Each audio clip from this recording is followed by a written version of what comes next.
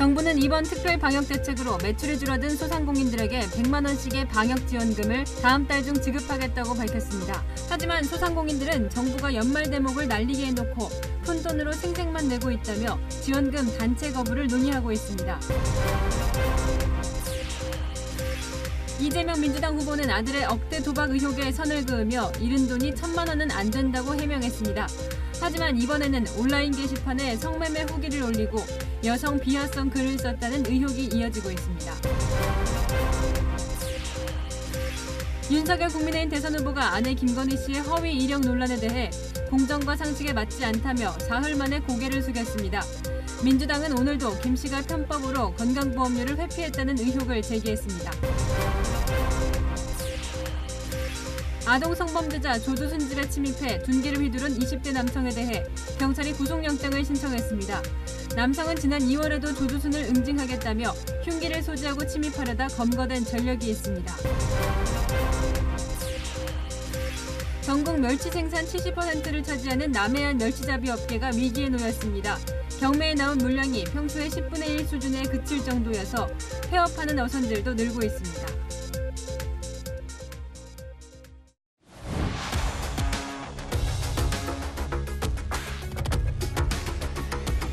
시청자 여러분 안녕하십니까? 뉴스의 동정민입니다.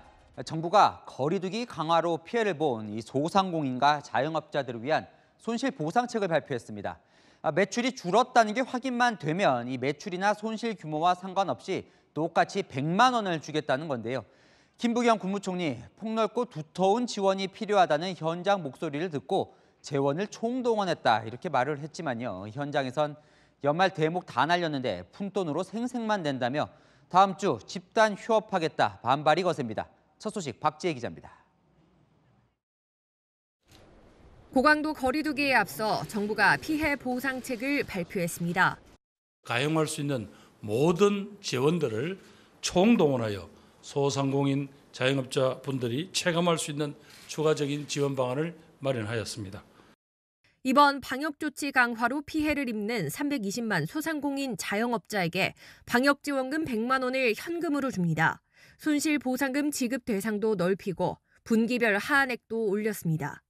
방역지원금 대상 중 90만 명은 올해 주고 나머지 230만 명은 늦어도 내년 1월 중에는 지급할 계획입니다. 하지만 연말 대목을 날린 소상공인들은 시큰둥합니다. 서울 은평구에서 16년째 횟집을 운영해온 전병철 씨. 한 달 매출만 1억 2천만 원이 나오는 12월 대목이지만 올해는 줄 취소 된서리를 맡고 있습니다. 그러니까 12월 달이 대목이라고 봐야 되는데 100만 원은 하루 매출도 안 되는데요. 뭐 크게 도움은 되지 않을 것 같고요. 15년째 호프집을 운영해온 백남석 씨. 코로나 이후 매출은 10분의 1로 줄었지만 지난 2년 동안 받은 손실보상금은 150만 원에 불과합니다. 아예 도움 자체가 됐다고 느껴본 적이 없는 것 같아요. 충분하지 않다. 한 푼밖에 안 나와요. 정부가 몇십조 원을 헬리콥터에서 돈 뿌리듯 하고 있지만 정작 피해본 소상공인과 자영업자에겐 선심성 생색내기란 비판이 나오는 이유입니다. 집합금지 집합 제한 업종에는요. 100만 원이 이게 큰 의미가 없어요. 그래서 이제 월요일 날 이거 의견 수렴을 할 거예요. 집단 소송도 준비하고 있고 여러 가지를 준비하고 있어요. 코로나 피해자 영업 총연합 등 자영업자 100만 명은 방역지원금 단체 거부를 놓고 주말간 투표한 뒤 다음 주 월요일 집단 휴업 등 행동을 개시키로 했습니다. 채널A 뉴스 박지혜입니다. 정부는 오늘 지원 대상을 크게 넓혔다며 그 예로 결혼식장을 들었습니다. 그런데 정작 예식장 대표들은 한 푼도 못 받을 거라며 기대를 하지 않고 있는데요. 늘 그랬다는 겁니다. 그들의 이유 있는 항변을 황규락 기자가 취재했습니다. 손실 보상의 대상이 되는 방역 조치를 기존 집합 금지와 영업시간 제한에서 시설에 대한 인원 제한 조치까지 확대할 것입니다. 정부가 손실보상 범위를 확대하겠다며 대표적인 예로 들었던 예식장. 그러나 지원 소식에도 예식업체들은 기쁘지 않습니다. 코로나19 이후 매출이 반토막 난 서울의 한 예식장은 적자를 겨우 버티면서 방역에 참여했지만 지금껏 정부 지원을 받은 적이 한 번도 없습니다. 현재까지 단 한 번도 지원받은 게 없어요. 솔직히 뭐 지금 요번에도 뭐 보상이 된다고 한다 그러는데 솔직히 믿지도 않고 뭐 기대도 안 됩니다. 이유는 지원 기준 때문입니다. 예식장 같은 서비스업이 지원받을 수 있는 소기업으로 분류되려면 평균 매출이 10억 원 이하여야 합니다. 하지만 뷔페가 큰 비중을 차지하는 예식장 매출은 평균 30-40억에서 많게는 100억 원까지 올라갑니다. 이렇다 보니 지금껏 초저금리 대출이나 재난지원금 대상에 예식장이 포함돼도 지원조차 하지 못하는 겁니다. 차라리 그런 뉴스가 없는가 보다 하지 준다 그러는데 대상이 안 되니까 의미가 전혀 없다는 거죠. 저희. 받을 수 있는 업체가 900개 예식장 중에 1%, 2%에 불과합니다. 주겠다가 아니라 줄 범위가 잘못돼 있다는 얘기죠. 정부는 예식장처럼 지원 요건에 충족되지 않으면 매출 규모에 맞는 다른 지원 사업이 많다고 얘기했습니다. 가장 중요한 부분을 놓치고 있으면서 예식장에 대해서는 배려를 하는 것처럼 이렇게 말씀하시는 게 오도하는 것이고 그 바람만 넣어주는 것이거든요. 채널A 뉴스 황규락입니다. 분노하고 있는 자영업자와 소상공인들의 마음을 잡기 위한 여야 대선 후보들의 지원책 경쟁도 계속되고 있습니다. 이재명 민주당 후보와 윤석열 국민의힘 후보의 소상공인 지원책을 정한희 기자가 비교해드립니다. 정부에서도 가급적이면 이 여야의 이제 입장을 좀 존중해서 좀 선제적인 또 선보상, 또 선지원 조치가 있었으면 좋겠습니다. 일일 확진자 10,000명이 나온다는 것이 참 어처구니가 없고 정부와 방역 치료 체계가 완전히 지금 무너져가지고 코로나가 재확산되면서 여야 대선 후보가 방역과 지원책 경쟁에 사활을 거는 분위기입니다. 특히 단계적 일상회복 중단으로 타격을 입게 될 소상공인과 자영업자를 위해 적극적인 재정 지원을 경쟁적으로 약속하고 있습니다. 먼저 이재명 후보는 내년도 소상공인 기금 8조 원을 활용해 손실보상 선지원 후정산 방식을 제안했습니다. 소비 쿠폰을 통해 매출을 지원해주는 방안도 고려하고 있습니다. 윤석열 후보는 취임 후 100일 안에 50조 원을 투입해 긴급 피해 보상에 나서겠다고 약속했습니다. 정부가 피해 규모를 분류해 차등 보상하는 방식입니다. 전문가들은 두 후보의 지원책에 문제가 있다고 지적했습니다.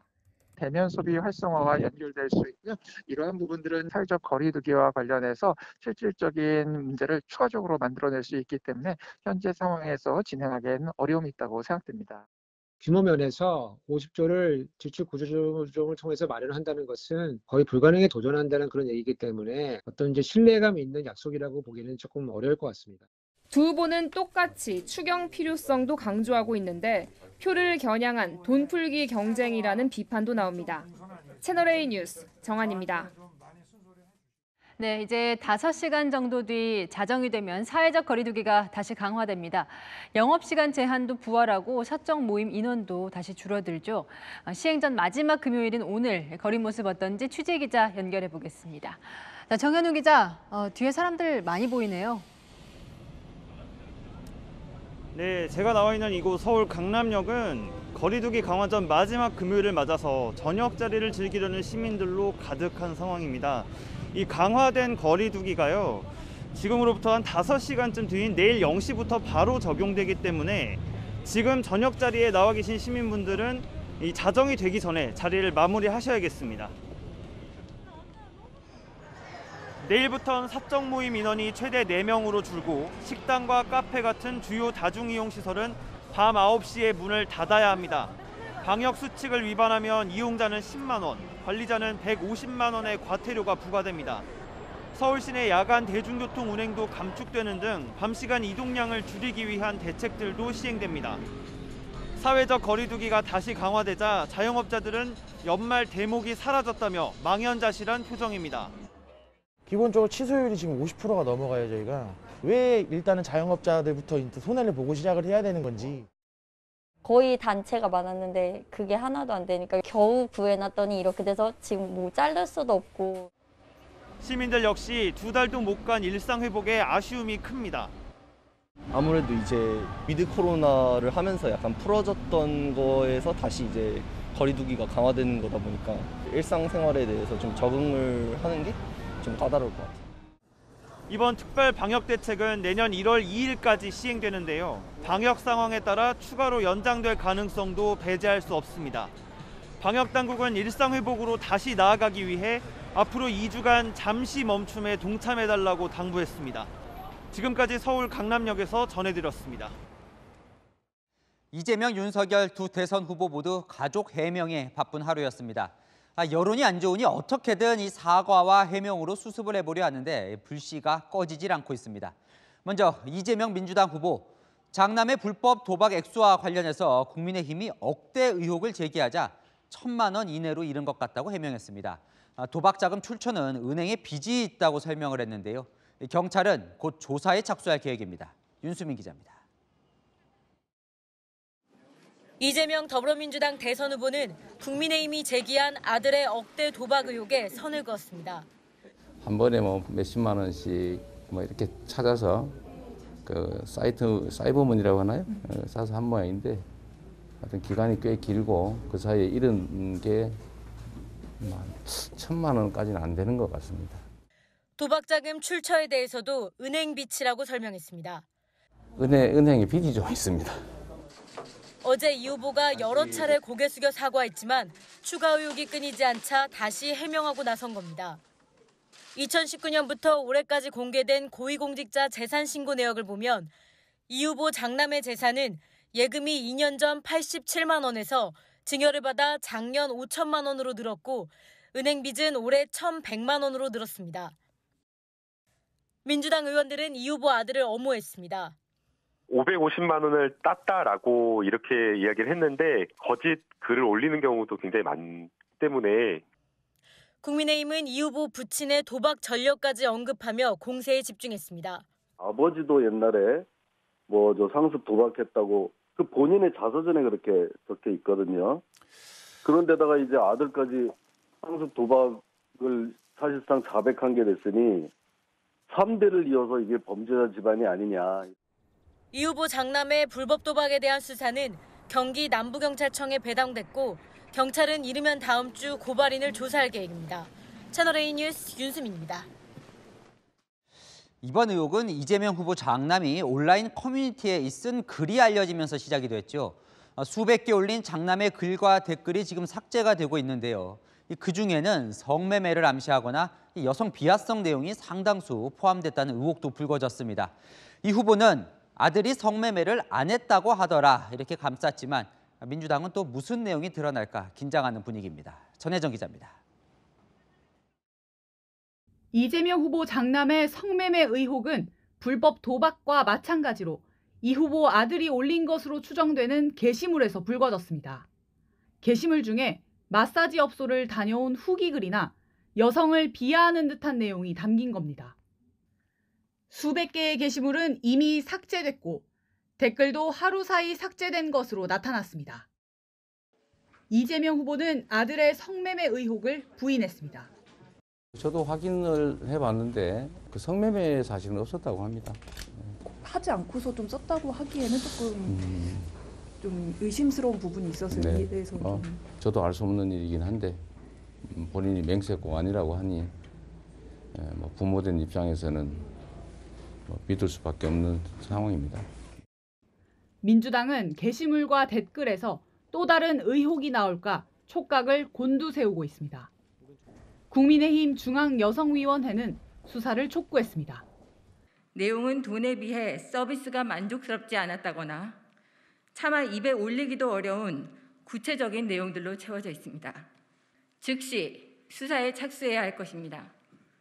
보수 유튜버들은 성매매 여부와 관계없이 성매매 업소 후기를 작성해 올린 행위는 성매수 권유로 볼 수 있다며 이 후보 아들을 추가 고발했습니다. 채널A 뉴스 전혜정입니다.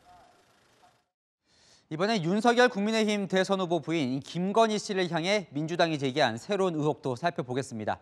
60억 자산가인 김 씨가 이 건강보험료를 매달 고작 7만 원 냈다며 소득을 축소신고했다는 편법 의혹을 제기했습니다.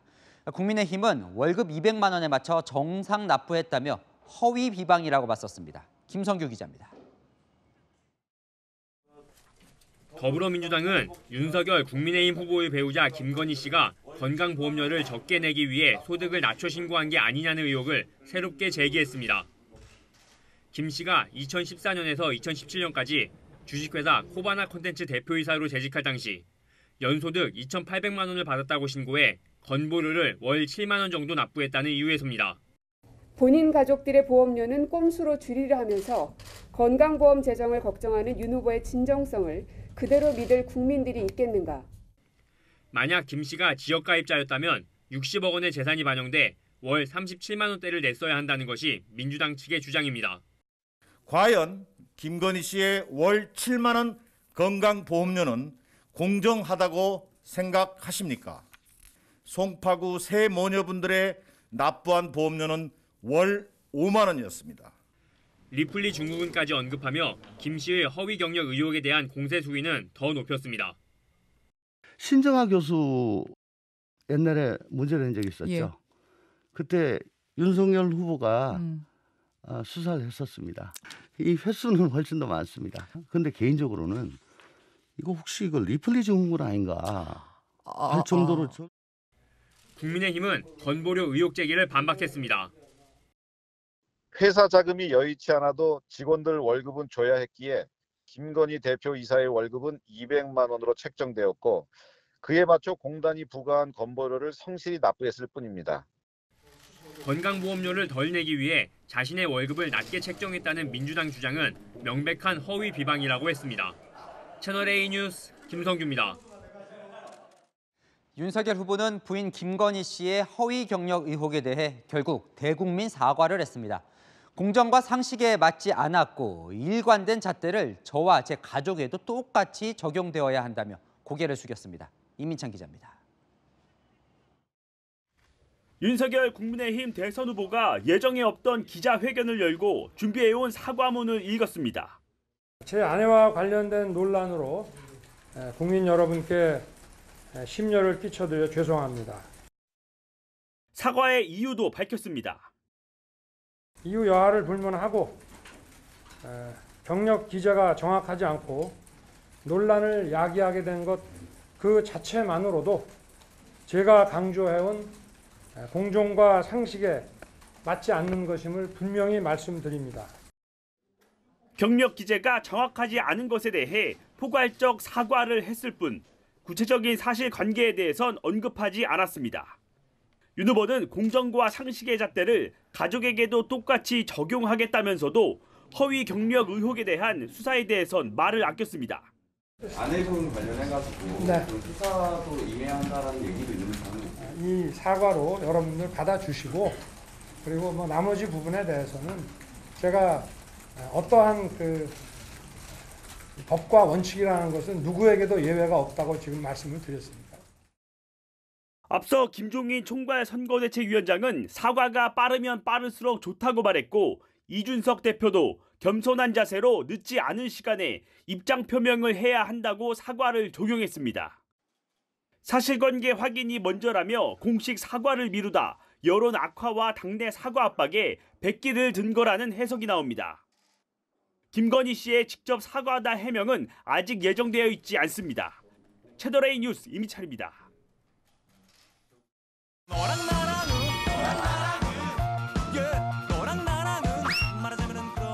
야랑 정치부 최선 기자와 함께합니다. 첫 번째 주제 보겠습니다.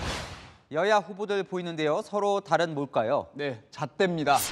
두 후보 모두 이른바 가족 리스크로 곤혹을 치르고 있죠.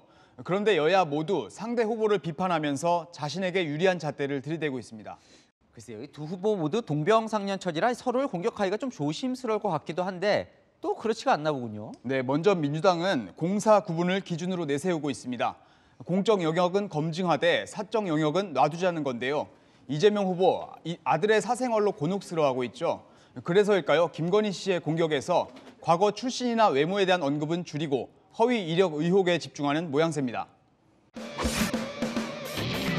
그 사적인 어떤 생활에 대한 논의들에 대해서 좀 굉장히 반대하거든요. 허위로 만든 부분들에 대한 거는 정확하게 밝히는 건 먼저죠. 그게 우선순위인 것 같습니다.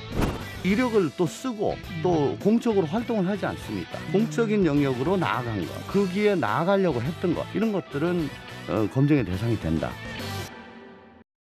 뭐 외모나 과거 출신 얘기했다가 전에 뭐 역풍을 맞은 적도 있으니까요. 국민의힘은 그럼 이재명 후보를 공격하는 잣대가 뭘까요? 네, 국민의힘은 범죄 행위냐 아니냐를 기준으로 삼고 있습니다. 이재명 후보의 아들의 행위를 범죄 행위라고 보고 있기 때문입니다.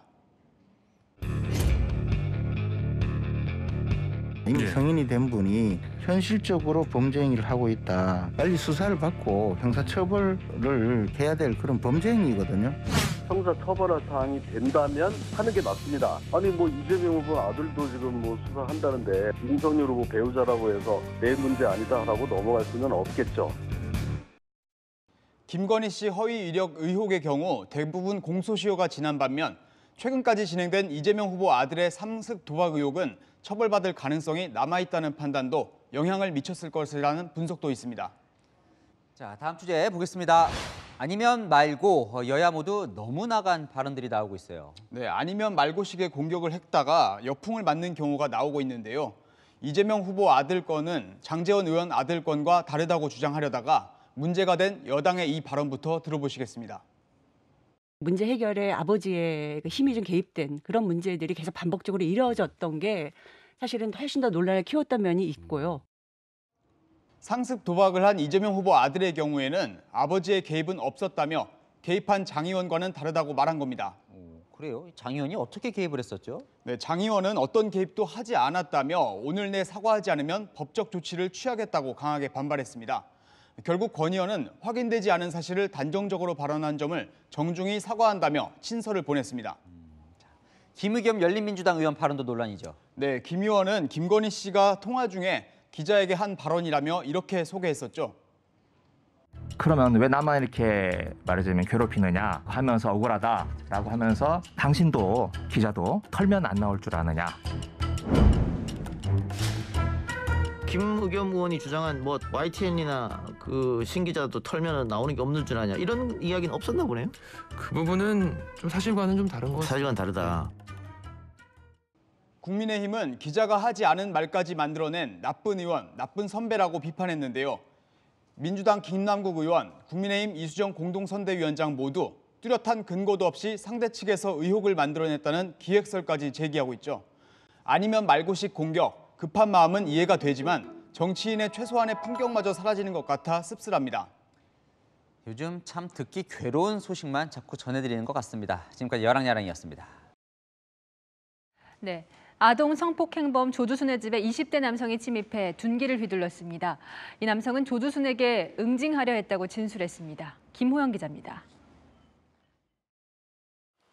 20대 남성이 조두순의 집을 찾아간 건 어제 저녁 8시 50분쯤. 이 남성은 현관문을 두드리며 자신이 경찰관이라고 밝혔고 조두순이 문을 열어주자 집 안으로 들어갔습니다. 이 남성은 조두순과 실랑이를 하던 중 집 안에 있던 둔기를 들고 휘두른 걸로 전해졌습니다. 당시 함께 있던 조두순의 아내는 인근 치안센터를 찾아가 신고했고 이 남성은 출동한 경찰에 현행범으로 체포됐습니다. 조두순은 머리에 경상을 입고 병원에서 치료를 받았습니다. 큰 부상은 아니고 여기 머리 쪽에만 부상이 있다고 되어 있거든요. 머리 부분에 열상밖에 없어요. 경찰 조사 결과 이 남성은 조두순에게 접근하기 위해 경찰을 사칭한 걸로 드러났습니다. 경찰 조사에선 조두순이 저지른 성범죄에 대한 분노로 범행을 저질렀다는 취지로 주장했습니다. 이 남성은 지난 2월에도 흉기를 휴대하고 조두순을 응징하겠다며 침입을 시도했던 걸로 전해졌습니다. 당시엔 조두순 집 인근에서 근무 중인 경찰에게 제지당해 접근하지 못했습니다. 인근 주민들은 불안을 호소합니다. 딴분들만 무섭다고 밖에 나가기가 무섭대요. 그리고 밤에는 통 안 나가요. 무서우니까. 경찰은 특수상해와 주거침입 혐의로 남성에 대한 구속영장을 신청했습니다. 채널A 뉴스 김호영입니다. 13살 초등학생을 감금하고 성폭행한 혐의를 받는 20대 남성이 구속됐습니다. 경찰에서 초등학생 피해자가 고등학생인 줄 알았다고 진술했습니다. 이솔 기자입니다. 검은 코트를 입고 양손으로 얼굴을 가린 남성. 초등학생을 성폭행하고 감금한 혐의로 구속심사를 받으러 온 박모 씨입니다. 왜 그랬습니까? 혐의 인정하십니까? 박 씨는 SNS를 통해 알게 된 13살 여자 초등생을 나흘 전 친구 오피스텔로 유인해 성폭행하고 11시간 가까이 감금한 혐의를 받고 있습니다. 박 씨는 원래 성관계가 없었다고 주장했습니다. 이후 조사에선 합의하에 성관계가 있었지만 여성이 자신을 고등학생으로 속였다는 취지로 진술한 걸로 전해졌습니다. 법률 전문가들은 16세 이상 미성년자와 합의된 성관계는 처벌 않는 현행 법 규정을 의식한 진술일 가능성을 의심합니다. 하지만 경찰은 피해 아동이 경찰 출동 당시 오피스텔 보일러실에서 발견됐고 11시간 동안 빠져나오지 못한 걸 감금 정황으로 보고 있습니다. 성폭행에 이르는 과정에 협박이 있었는지도 조사 중입니다. 협박이 확인되면 성폭력범죄특별법상 13세 미만 성폭행 혐의가 적용돼 10년 이상 징역형으로 처벌받을 수도 있습니다. 경찰은 박 씨와 함께 체포한 다른 20대 남성은 성폭행 가담 정황이 확인되지 않아 불구속 상태에서 계속 조사할 예정입니다. 채널A 뉴스 이소리입니다. 오늘부터는 아무리 상태가 안 좋은 코로나 환자라도 증상이 발현한 지 20일이 지났다면 중환자 병상을 무조건 비워줘야 합니다. 중환자실이 부족하다 보니 방역당국이 생각해낸 고육지책인데요. 현장에선 황당하다는 반응입니다. 환자마다 사정이 다 다른데 무 자르듯이 20일로 이렇게 자를 수 있느냐는 겁니다. 서상희 기자입니다. 전국의 중환자 병상 가동률은 81.9%. 의료 대응 마비 직전인데다 대기 중 숨지는 환자도 급증하자 정부가 병상 회전율을 높이기 위한 특단의 대책을 내놨습니다. 오늘부터 코로나19 중환자실 환자 가운데 증상 발현 20일이 지난 환자는 병상을 비워줘야 합니다. 계속 코로나 중환자실에 머물면 국가가 전액 부담하던 치료비도 환자가 내야 합니다. 이행력을 높이기 위해 격리 해제 이후에도 입원을 원하는 경우 입원비는 환자 본인 부담으로 전환하겠습니다. 병원 보상도 달라집니다. 예전엔 입원 기간에 상관없이 무조건 10배 보상해줬지만 앞으로는 5일 이내 짧게 병상을 쓰면 14배 보상하고 중환자 입원이 20일 넘게 길어지면 아예 보상을 안 해줍니다. 등 떠밀듯 빨리빨리 중환자 병상을 돌리겠다는 것인데 의료 현장에선 현실을 무시한 탁상공론이라며 반발합니다. 격리 해제가 가능한 상황이 돼도 인공호흡기나 아니면 에크모를 장착한 상태에서 격리병동을 떠나기 어려운 상황이 있을 수가 있거든요. 중단하고 옮기려고 하면 환자 사망할 수 있어요. 대한의사협회는 아예 재검토를 촉구했습니다. 20일이 지나도 전염력이 있을 수 있는 데다 다인실 위주인 국내 병상을 고려했을 때 일반 병상 집단 감염 우려도 있다는 겁니다. 일반 중환자실에서도 굉장히 면역적으로 취약한 사람들이 많은데 그 사람들한테 다 감염이 될 수 있기 때문에 이렇게 무 자르듯이 20일로 규정하는 것은 매우 부적절하다고 생각합니다. 생각지 못한 거센 반발에 방역당국은 현장의 목소리를 들으며 운영 방침을 조율하고 있다고 설명했습니다. 채널A 뉴스 서상입니다. 모두가 힘든 시기인데 이러면 안 되죠. 방역 패스를 보여달라고 하는 카페 주인을 기분 나쁘다고 발길질까지 한 나쁜 손님 소식은 김재혁 기자가 보도합니다. 음료를 만드는 카페 주인 쪽으로 금속 안내판을 던지는 남성. 카페 주인이 항의를 시작하면서 남성 손님과 실랑이가 시작됩니다. 손님은 처음엔 카페 주인 얼굴을 툭툭 치더니 잠시 뒤 카페 주인 얼굴을 향해 발차기를 하고 카페 주인이 넘어진 뒤에도 발길질을 계속합니다.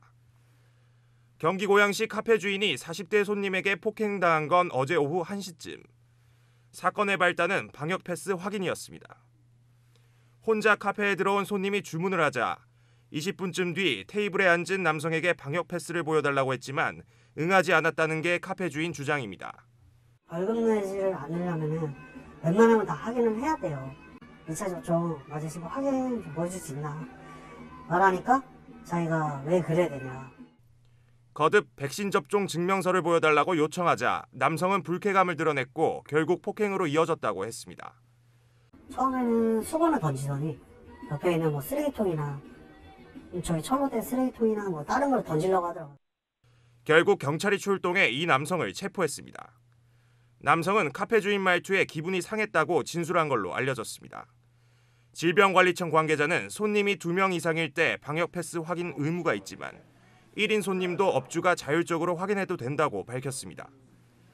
카페 주인은 앞으로 방역 패스를 확인하기가 겁난다고 말합니다. 경비고지가 있어서 물어보기가 좀 겁나요. 또 이런 일이 안 일어나는 법은 없거든요. 경찰은 40대 손님에게 상해죄를 적용해 입건했습니다. 채널A 뉴스 김재혁입니다. 전북 지역 코로나 병상 4분의 1을 담당하고 있는 거점병원 노조가 파업에 돌입했습니다. 군산의료원인데요. 안 그래도 코로나 병상이 없어서 초비상인데 치료에 차질이나 없을지 도민들 걱정이 큽니다. 김태형 기자입니다. 방호복 차림의 사람들이 도청 앞에 모여 구호를 외칩니다. 지방의료원 임금 책임이 직제로 처리하라! 군산의료원 노조는 임금 인상과 처우 개선을 요구하며 오늘 오전부터 파업에 들어갔습니다. 직원 530명 중 필수 인력 등을 제외한 260여 명이 파업에 참여했습니다. 군산의료원은 민간병원에 위탁 운영되다 지난 2014년 전라북도 직영병원으로 전환됐습니다. 노조는 다른 지방 의료원처럼 지방 공무원 체계를 보장해달라고 요구하고 있습니다. 상대적으로 다른 지방 의료원과 비교해서 그만큼 저희가 못 받고 있다라는 소리입니다. 반면 사측은 매년 수십억 원이 추가로 들어간다며 수용할 수 없다는 입장입니다. 문제는 코로나 환자 치료입니다. 군산의료원은 코로나19 전담병원으로 지정돼 전북 지역 전체 코로나 병상의 20% 이상을 운영 중이고 170명이 입원해 있습니다. 응급실과 중환자실엔 파업 중에도 필수 인력을 배치하도록 돼 있지만 코로나 병동은 빠져 있습니다.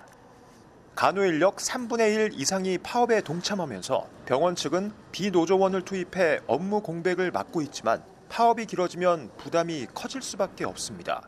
환자가 더 증폭돼서 어려움이 더 있다고 하면 피치 못하게 외래 진료를 더 줄이고. 최근 전북 지역에 하루 100명이 넘는 신규 확진자가 나오는 상황에서 의료 공백에 대한 위기감도 커지고 있습니다. 채널A 뉴스 김태형입니다. 끝까지 추적해 끝을 보는 리포트 끝볼이 시작합니다. 얼마 전 백신을 맞고 닷새 만에 사망한 30대 여성 소식 단독으로 전해드렸는데요. 이송 과정에서 119 구급대의 늑장 출동 의혹이 소방당국 감사에서 다 사실로 확인됐습니다. 또 이 안타까운 죽음과 이 백신과의 연관성은 이 2달째 확인이 되지 않아 유족들은 여전히 고통 속에 지내고 있습니다. 그들의 이야기를 김정근 기자가 들어봤습니다. 이현호 씨가 고소장을 들고 변호사와 함께 경찰서로 들어섭니다. 지난 10월 20일 코로나19 백신 접종 닷새 만에 쓰러진 아내를 늑장 이송한 책임이 있다며 소방서 관계자 4명을 고소하러 온 겁니다. 이 씨 아내는 119 신고 24분 뒤에 도착한 구급차로 병원으로 옮겨졌지만 당일 끝내 숨을 거뒀습니다. 이런 일이 또 재차 발생되지 않도록 좀 엄중하게 처벌을 바라기 때문에 유가족들은 많은 걸 잃었습니다. 소방당국 감사 결과 당시 담당 소방관들은 엉뚱한 주소로 구급차 출동 지령을 내렸고 이후에도 출동 여부를 제대로 확인하지 않은 사실이 확인됐습니다. 생명이 죽어가는 이런 긴급한 상황, 이런 상황 속에서 그렇게밖에 처세를 대응이나 대처를 못한다는 게 저희로서는 좀 낙담할 수밖에 없는 상황이라고 생각을 하고, 아내를 떠나보낸 지 2달 가까이 됐지만 남편은 아내의 죽음이 백신과 연관이 있는지도 아직까지 확인 못했습니다. 부검 결과가 지금 2달 정도가 돼가고 있는 상태인데 한 달에서 늦게는 3개월까지 걸린다고 얘기를 하더라고요. 유족 측은 소방당국의 부실 대응뿐만 아니라 백신 접종자에 대한 정부의 허술한 관리 체계도 비판했습니다. 정부가 국민들에 대한 백신 접종을 요구하고 있지만 백신 접종에 따른 피해 보상과 위기 관리는 상당히 미흡한 사건입니다. 서울종합방재센터는 당시 구급차 출동 상황에 관여한 소방서 직원 4명을 징계위원회에 넘기기로 했습니다. 채널A 뉴스 김정근입니다. 전국 멸치 생산의 70%를 차지하는 남해안 멸치잡이 업계가 위기입니다. 역대 최악의 흉작에 소비 부진까지 겹치면서 아예 멸치잡이를 접는 어선들이 늘고 있습니다. 홍진우 기자입니다. 수역 공판장에서 멸치 경매가 한창입니다. 예전 같으면 3시간 넘게 걸리던 경매는 오늘은 20분 만에 끝났습니다. 경매에 나온 멸치는 1.5kg 상자 200개, 평소 10분의 1 수준입니다. 지난 7월 이후 최근까지 공판장에서 거래된 마른 멸치는 13,500여 톤으로 지난해보다 20% 이상 줄었습니다. 9월부터 급격히 줄더니 지난달부턴 아예 씨가 마르면서 조업을 나가도 빈배로 돌아오기 일쑤입니다. 평소 같으면 항구에 배가 없어야 할 시간이지만 조업을 포기한 멸치잡이 배들로 항구가 가득합니다. 4, 50일 정도 출혈도 못하고 지금 나가봤자 기름 경비도 안 되고 이 고기가 행성이 안 돼가지고 보시다시피 다람에 놓고 있는 상태입니다. 여기에 코로나19 사태 여파로 소비량이 크게 줄면서 마른 멸치 1.5kg 가격은 지난해 11,000원대에서 올해 3,000원대까지 폭락했습니다. 조업을 할수록 손해를 보다 보니 멸치 선단들은 조업을 포기하고 있습니다. 경남 지역 52개 멸치 선단 중 17개 선단이 배를 줄이겠다고 신청했고 9개 선단은 폐업하기로 했습니다. 죽어도 못하 같은 게 감축 좀 해주라. 사정을 해가지고 지금 1,000원 버리면 하루에 100만 원이 나가는데 어떻게 이걸 근엄망을 하고 있어요. 업계는 멸치 어항이 나빠진 원인으로 올여름 고수온을 꼽고 있습니다. 올해 7, 8월에 발생한 고수온 현상으로 이 기간 동안 아래에서 발생한 멸치 자어의 성장률과 생존율이 감소하면서 최악의 흉작에 소비 부진까지 겹치면서 남해안 멸치잡이 업계가 위기에 내몰리고 있습니다. 채널A 뉴스 홍진우입니다. 요즘 대구 부동산 시장은 아파트 가격이 하락하고 미분양까지 나오면서 아우성입니다. 현재 조정 대상 지역으로 묶여 있는데 부동산 경기가 꺾이고 있는 만큼 규제를 해제해줘야 한다는 목소리가 나옵니다. 안건우 기자입니다. 한때 대구 부촌으로 불렸던 남구의 아파트 신축 현장입니다. 지난달 초 1순위 청약에서 미달 사태가 벌어졌습니다. 대구시에선 지난 6월부터 10월까지 매달 1,000가구에서 2,000가구의 미분양이 쏟아졌습니다. 여기에 지난해 12월부터 대구시 전역이 조정 대상 지역으로 묶이다 보니 부동산 경기는 급냉하는 분위기. 대구는 지난해 부동산 가격 상승률이 물가 상승률을 웃돌면서 조정 대상 지역으로 지정됐고 부동산 대출과 세금, 거래 등의 규제를 받아왔습니다. 지금 상승은 당연히 안 되는 거고요. 거래가 안 돼가 급한 사람은 급매물로 파는 거죠. 대구시 아파트값은 지난달 중순부터 내리막을 타기 시작해 5주 연속 하락입니다. 지역 경기까지 해칠까 우려한 대구시가 이달 초 국토교통부에 조정 대상 지역 해제를 건의했고 여기에 경기 동두천시와 울산도 가세했습니다. 전국의 상황을 보면 대구와 충남 논산, 전남 순천과 광양은 해제 요건이 충족됐고 광주와 창원은 일부 지역이 해제 가시권에 들어왔습니다. 전문가들은 내년에 집값이 조정받는 지역이 늘어나면 해제 목소리가 커질 거라면서도 섣불리 해제되긴 어려울 것으로 판단합니다. 일부 지역에서 주택시장이 위축되고 있긴 하지만 가격 하락폭이 크지 않고요. 시중의 유동성이 여전히 많은 상황이어서 추이를 좀 더 지켜보고 판단하지 않을까. 조정 대상 지역 해제 여부는 이달 말 열릴 주거정책심의위원회에서 결정될 전망입니다. 채널A 뉴스 안건우입니다. 일본 오사카의 번화가에 있는 병원에서 화재가 발생해 무려 24명이 숨졌습니다. 불은 30분 만에 진화되는데도 피해 규모가 커서 일본 사회는 충격에 빠졌습니다. 경찰이 방화 가능성을 수사 중입니다. 김민지 도쿄특파원입니다. 오사카 번화가에 있는 건물에서 시꺼먼 연기와 함께 불길이 치솟습니다. 호스에서는 쉴 새 없이 물길이 뿜어져 나오고 사다리를 타고 올라간 소방대원은 여성을 구출합니다. 6階のところでですね、女性の方が取り残されている状態だったので、助けを求めてられたので、はしご車で降りられた時にはですね、ちょっともう腰が抜けたのか、ちょっとフラッとした感じで倒れ込まれたので。 8층 상가 건물에서 화재가 발생했다는 신고가 접수된 건 오늘 오전 10시 20분쯤.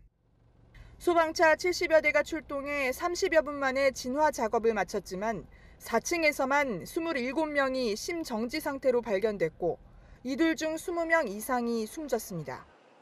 불이 붙은 4층에는 정신과와 내과 등 병원이 있고 화재 발생 20분 전인 10시부터 진료가 시작됐습니다. 처음 화재를 목격한 시민은 당시 60대 남성이 손에 쥔 종이봉투에서 흘러나온 액체에 불이 붙었고 주변에는 난로도 있었다고 증언해 방화 가능성도 제기됩니다. 경찰은 부상자 중에 봉투를 들고 있던 남성이 포함됐는지 조사 중입니다. 병원 안에서 20제곱미터 정도를 태운 불은 30분 만에 꺼졌지만 사상자가 수십 명에 달해 일본 사회는 충격에 빠졌습니다. 오사카에 사는 우리 교민 13만 명을 관리하는 오사카 총영사관 측은 이번 화재로 인한 피해 보고는 아직 없다고 밝혔습니다. 도쿄에서 채널A 뉴스 김민지입니다. 지난주 토네이도로 100명 가까운 희생자가 발생한 미국 중부에 허리케인급 돌풍까지 불어닥쳤습니다. 이번에도 최소 5명이 목숨을 잃었습니다. 한수아 기자입니다. 미국 네브라스카주의 고속도로를 달리는 대형 트럭. 강한 비바람 속에 중심을 잃더니 오른쪽으로 쓰러집니다. Quite literally can barely hold my footing here. This is certainly enough to blow big debris around. So really, truly, just stay in for now. 미국 미네소타와 캔자스 등에 걸쳐 있는 중서부 대평원인 그레이트 플레인스에 시속 120km 이상 허리케인급 강풍이 몰아치면서 피해가 속출했습니다. 눈폭풍까지 몰아쳐 캔자스주 고속도로 구간이 폐쇄됐고 40만 넘는 가구에 전기가 끊겼습니다. 미네소타에서는 12m 높이의 나무에 깔린 한 남성이 목숨을 잃었고 폭풍이 몰고 온 거대한 먼지에 시야를 확보하지 못한 운전자가 충돌 사고를 일으켜 3명이 숨지는 등 최소 5명의 사망자가 발생했습니다.